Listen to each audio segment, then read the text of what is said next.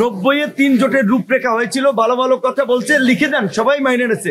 ক্ষমতায় গিয়ে কিন্তু ওই জীবনানন্দ দাশের কবিতার মতো যে কেউ কথা রাখে নাই, সেই জায়গাতে কিন্তু আমরা বারবার গণভোটের মাধ্যমেই এই সংস্কারকে বাস্তবায়ন এবং এর একটা লিগ্যাল বেসিস তৈরি করার জন্য আমরা আহ্বান জানিয়েছি। নির্বাচন বিষয়ে লন্ডনে কি বৈঠক হয়েছে এইটা কিন্তু অফিসিয়ালি এখন পর্যন্ত সরকারের পক্ষ থেকে জোরালোভাবে বলা হয় নাই।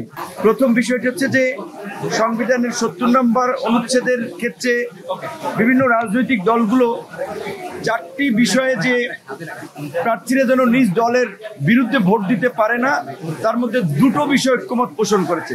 4টি বিষয় আলোচিত হয়েছে। একটি হচ্ছে যে অর্থ বিল, আস্থা বিল, জাতীয় নিরাপত্তা, সংবিধান সংশোধন। কিন্তু অনেকেই বলেছে যে বাংলাদেশে এই পর্যন্ত যে কয়েকবার সংবিধান সংশোধন হয়েছে অনেকটা দল এবং ব্যক্তির স্বার্থে, কাজে এই ক্ষেত্রে এখানে পাশ করা ঠিক হবে না। জননিরাপত্তা বা জাতীয় নিরাপত্তার ক্ষেত্রে অনেকে দ্বিমত পোষণ করেছে। আমাদের দল থেকেও যেই 2টা চিঠিতে উল্লেখ করা হয়েছে, অর্থ বিল এবং আস্থা ভোট, এই 2টো জায়গায় আমরা একমত পোষণ করেছি।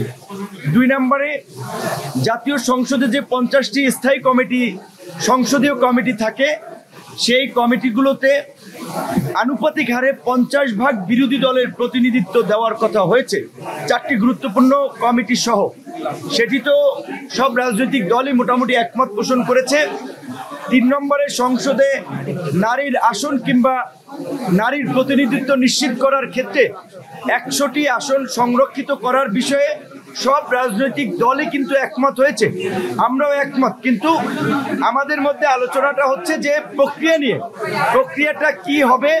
কেউ কেউ বলেছেন যে বর্তমান যে সংবিধান সংস্কার কমিশনের যে প্রস্তাব রয়েছে 100টি আসনের নারীদের জন্য ফিক্স থাকবে, কিন্তু প্রক্রিয়াটা সিলেকশন হবে না, ইলেকশন হবে, অর্থাৎ 100টি আসনে নারীরাই কেবলমাত্র নির্বাচন করবে। সেই ক্ষেত্রে অনেকটা ইউনিয়ন পরিষদ বা ওয়ার্ড পর্যায়ে 3টা ওয়ার্ডের বিপরীতে যেমন একজন নারী কাউন্সিলর কিংবা নারী প্রতিনিধি থাকে, ওই একই প্রক্রিয়া জাতীয় সংসদে হতে পারে, কিন্তু এইটা চূড়ান্ত হয়নি। এটা আমাদের জায়গাতে একটা জোরালো প্রস্তাব ছিল এবং এনসিপি সহ আরো কিছু কিছু দল আলোচনা তুলেছে, আমরাও কিছুটা কথা বলেছি। আজকে সম্ভবত আমরা যতদূর জানতে পেরেছি জামায়াত ইসলামী আজকের মিটিং প্রতীকীভাবে বোধহয় বয়কট করেছে, কারণ হচ্ছে 2-1টি বিশেষ দলকে প্রাধান্য দেওয়া বা তাদের কেন্দ্রিক সংস্কার বা জাতীয় ঐক্যমতের আলোচনাটাকে নিয়ে যাওয়ার একটা অভিযোগ বা প্রতীয়মান হওয়ায় এই অভিযোগ জামাত সহ আরো কিছু কিছু দল করছে। তবে আমরাও বলেছি আজকে আসলে এখানে এই যে রাজনৈতিক দলগুলোই তো সমস্ত জনগণের কিন্তু জনসমর্থন, তারা কিংবা এই গণ আন্দোলনে তাদের বাইরেও কিন্তু অনেকে গুরুত্বপূর্ণ ভূমিকা পালন করেছে। সেক্ষেত্রে পেশাজীবী সংগঠনগুলো, সাংবাদিক, শিক্ষক, চিকিৎসক, তাদেরও কিন্তু একটা গুরুত্বপূর্ণ মতামত নেওয়া দরকার। রাজনৈতিক দলগুলো সবার একেবারে মতামতকে প্রতিফলন করে না, এবং এইখানে যে কোন ক্রাইটেরিয়া যে কোন দলকে সিলেক্ট করা হয়েছে এইটাও আমরা জানি না। অনেক ক্ষেত্রে নাম সর্বস্ব দল, অনেক ক্ষেত্রে নিবন্ধিত অনিবন্ধিত, সেইটি নিয়ে একটা প্রশ্ন তুলেছে যে আজকে আমরা যে বলবো যে জাতীয় ঐক্যমত্য কমিশনে এতটি দল এই বিষয়ে একমত পোষণ করেছে, আসলে সেই দলের ক্রাইটেরিয়াটা কি? বিশেষ করে এখানে যে এই যেটা জুলাই সনদ কিংবা জাতীয় সনদ হবে, সেখানে বারবার বলা হচ্ছে যে বিভিন্ন রাজনৈতিক দল সিগনেটারি হবে। পাশাপাশি আমরা মনে করি পেশাজীবী সংগঠনগুলো এবং সমাজের অন্যান্য অংশীদারদেরও সেখানে একটা অংশগ্রহণ থাকা উচিত। এবং সর্বোপরি যেটি আমরা বারবার জোর দিচ্ছি, 90-এ 3 জোটের রূপরেখা হয়েছিল, ভালো ভালো কথা বলছে, লিখে দেন, সবাই মাইনে নিয়েছে। ক্ষমতায় গিয়ে কিন্তু ওই জীবনানন্দ দাশের কবিতার মতো যে কেউ কথা রাখে নাই, সেই জায়গাতে কিন্তু আমরা বারবার গণভোটের মাধ্যমেই এই সংস্কারকে বাস্তবায়ন এবং এর একটা লিগ্যাল বেসিস তৈরি করার জন্য আমরা আহ্বান জানিয়েছি। এখন এটা ঠিক যে বিশেষ করে ধরেন আপনার এখন তো নির্বাচন হয় নাই, কাজে এখন তো ভোট ছাড়া আপনি কোন দল বড় কোন দল ছোট, মেজরিটি পার্টি, ওইটা তো আপনি এখন নির্ধারণ করতে পারেন না। তাহলে সরকার যদি আগেই কোনো কোনো পার্টির প্রতি একটা মানে দৃষ্টিভঙ্গি রাখে যে এই পার্টি বড়, এই পার্টি মেজরিটি পার্টি, তাহলে তো আসলে অন্যদের কথার অনেক ক্ষেত্রে গুরুত্ব থাকে না। সেই ক্ষেত্রে আমাদের কাছে মনে হয়েছে যে এটা ঠিক যে ঐক্যমত্য কমিশন কিংবা সরকারের ভূমিকা কিছু কিছু ক্ষেত্রে একটু পক্ষপাত দুষ্ট হচ্ছে কিংবা কোনো কোনো দলের প্রতি বিশেষ একটা প্রাধান্য দেওয়া হচ্ছে।